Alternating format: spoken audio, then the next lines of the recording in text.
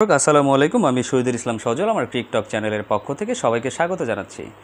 যে যেখান থেকে এই ভিডিওটা দেখতেছেন সবাইকে আন্তরিক শুভেচ্ছা এবং অভিনন্দন। আশা করি সবাই ভালো আছেন। আলহামদুলিল্লাহ আমিও অনেক ভালো আছি।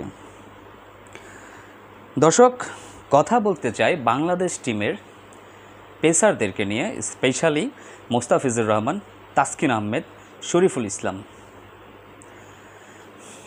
আমরা জানি এই তিনজন প্লেয়ারই বাংলাদেশ টিমের ফার্স্ট বোলিং লাইন আপের এক একটা হাতিয়ার। তো কথা বলতে চাচ্ছি যেটা নিয়ে, তারা বর্তমানে খেলতে আছেন হচ্ছে এলপিএলে, লঙ্কান প্রিমিয়ার লিগ। তো লঙ্কান প্রিমিয়ার লিগে তাদের এখনও পর্যন্ত যে পারফরমেন্সটা, সেই পারফরমেন্সটাই দর্শক আপনাদের সাথে শেয়ার করতে চাচ্ছি। মোস্তাফিজুর রহমান এখনও পর্যন্ত ম্যাচ খেলেছেন 4টা, 15টা ওভার করেছেন, রান দিয়েছেন 166, উইকেট পেয়েছেন 5টা এবং ইকোনমি রেট হচ্ছে 11.06। হ্যাঁ দর্শক, মোস্তাফিজুর রহমানের ইকোনমি রেটটা ঠিক হচ্ছে 11.06, মানে প্রতিটা ওভারে উনি 11.06 করে রান দিয়েছেন। তারপরে আসতেছি তাসকিন আহমেদ। তাসকিন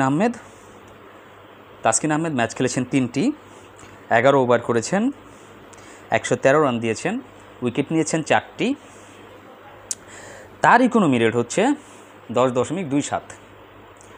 একইভাবে শরীফুল ইসলাম, উনিও ম্যাচ খেলেছেন 3টি, ওভার করেছেন 13টি, রান দিয়েছেন 151, উইকেট নিয়েছেন 4টি, আর ইকোনমি রেটটা হচ্ছে 11.61। তো দর্শক, আপনাদের কি মনে হয় বাংলাদেশ টিম যে বোলাররা আছেন, ফ্ল্যাট উইকেটে গেলে আসলেই কি তারা এত বেশি খারাপ বোলিং করেন, বাজে বোলিং করেন? ঠিক আছে, আমি মেনে নিচ্ছি ফ্ল্যাট উইকেটে বাজে বোলিং হয়তোবা খুব কম সময় এসেছে আমাদের, যেদিন আমাদের দেশে 3জন পেসারই মার খেয়ে গেছে, এরকম সময় খুব কম এসেছে। কিন্তু লঙ্কার প্রিমিয়ার লিগে যেটা দেখতেছি, আমাদের টিমের বোলারদেরকে ইচ্ছামতো পিটানো হচ্ছে, ইচ্ছামতো মার খাইতেছে। তার পিছনে একটা রিজন আছে দর্শক, সেটা হচ্ছে আমরা জানি লঙ্কান প্রিমিয়ার লিগটা হচ্ছে, তাদের ফরম্যাটটা হচ্ছে খেলার শুরুতে প্রথম 6 ওভার পাওয়ার প্লে, 14 ওভার পরে পরবর্তী 6 ওভারের যে কোনো 2টা ওভার তারা পাওয়ার ব্লাস্ট ওভার হিসাবে নিতে পারবেন। পাওয়ার ব্লাস্ট ওভারটা কি?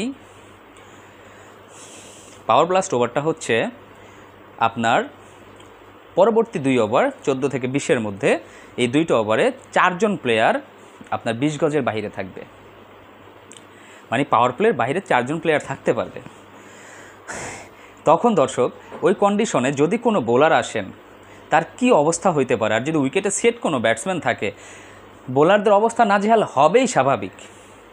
আপনি একা মুস্তাফিজ, তাসকিন, শরীফুলকে দোষ দিতে পারেন না, কারণ আমি দেখেছি যে শ্রীলঙ্কান টিমেরও অনেক বোলার আছেন যারা 1 ওভার বোলিং করতে গেলে 20 রান, 22 রান, 23 রান দিয়ে ফেলেছেন।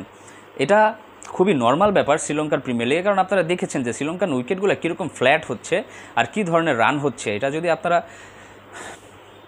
খেলা দেখে থাকেন তাহলে আপনারাও বুঝতে পারবেন যে পিচগুলো কী ধরনের ফ্ল্যাট, বোলাররা কোনো ধরনের ফ্যাসিলিটিস পাচ্ছে না। তবে তারপরও আমার কাছে যেটা মনে হয় পার্সোনালি, আর একটু ভালো করার দরকার ছিল। ইকোনমি রেটগুলো যদি 10-এর নিচে থাকতো, আমি মনে করতাম সত্যি অনেক ভালো বোলিং করেছেন তাসকিন, মুস্তাফিজ, শরীফুল। কারণ লিগ অন্য দেশের হইতে পারে, বাট প্লেয়ার তো আমাদের দেশের। আমরা একটা আশা করে বসে থাকি যে ওই লিগগুলোতে বাংলাদেশ টিমের 3জন পেসার খেলতেছে, তারা কিছু একটা করবে ভালো আমাদের জন্য, যাতে করে আমাদের দেশের জন্য সুনাম বয়ে নিয়ে আসতে পারে।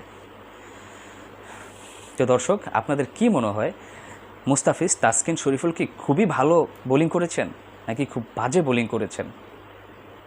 কি মনে হয় আপনাদের? নাকি যেই বোলিংটা করেছেন সেটা ঠিকঠাক আছে অন্যদের কম্প্যারিজনে? সেই জিনিসটা কমেন্টস করে আমাকে জানিয়ে দিবেন। সবাই ভালো থাকবেন, সুস্থ থাকবেন। আসসালামু আলাইকুম।